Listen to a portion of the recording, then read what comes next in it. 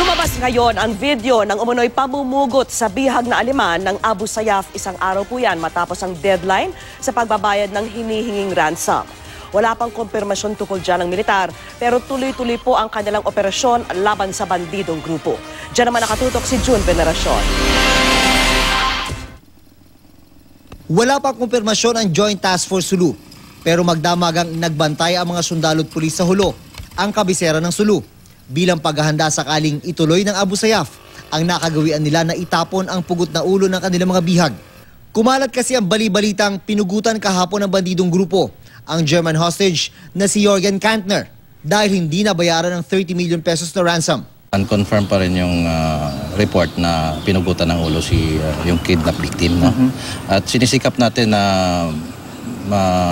magkaroon tayo ng makakuha na tayo ng ebidensya bago natin maisiwalat sa publiko. Dito sa bayan ng Indanan, nakasentro ngayon ang paghahanap ng mga sundalo.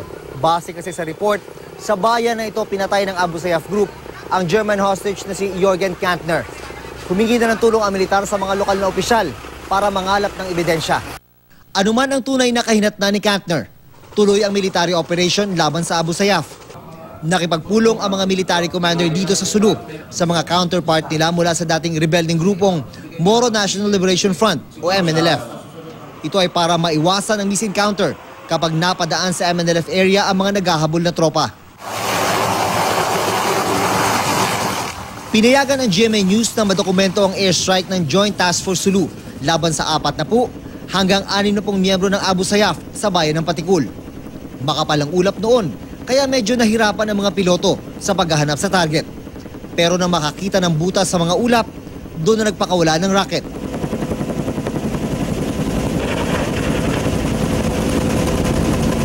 Dalawamput-pitong bihag ang hawak pa rin ng Abu Sayyaf Group. Sa operasyon laban sa terorista, mahalaga rin na masiguro na walang ransom na makakarating sa kanila. Kaya kasama sa direktiba na i-monitor at pigilan kapag may bayaran. Dahil ang pera, hindi lang ipinambibili ng armas ng Abu Sayyaf, kundi pati suporta ng komunidad. Ayon sa pakikipag-ugnayan ko sa local officials, even sa mga MNLF commanders. No? Dati-rati ang sinasabi na blood is thicker than water. Ang sinasabi nila ngayon, money is thicker than blood. Mula Sulu, June Veneracion, nakatutok, 24 oras.